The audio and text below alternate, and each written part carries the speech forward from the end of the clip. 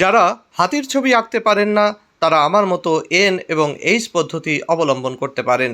তো প্রথমে এভাবে এন লিখে তারপরে একটা এইচ এভাবে নিচের দিকে মাঝখানের লাইনটা বাঁকিয়ে দিয়ে আঁকতে হবে। এরপরে এনের সঙ্গে এভাবে একটা লাইন উপরে উঠে ঘুরিয়ে নিচের সুরটাকে এভাবে বাঁকিয়ে এঁকে ফেলতে হবে।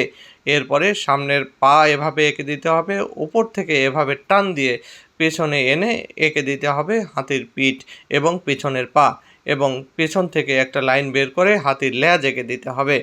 এবার হাতির এনের মাঝখানে একটা টান দিয়ে এভাবে হাতির দাঁত এঁকে দিতে হবে এবং উপরে এঁকে দিতে হবে চোখ। চোখ দেওয়ার পরে হাতির সামনে আরেকটি পা, পেছনে আরেকটি পা, এই দুটো পা এঁকে দিতে হবে।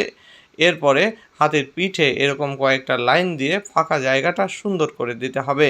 এবার এঁকে দিতে হবে হাতির কতগুলো নরম নখ। এর মধ্যে দিয়ে শেষ হলো আমাদের হাতি আঁকা।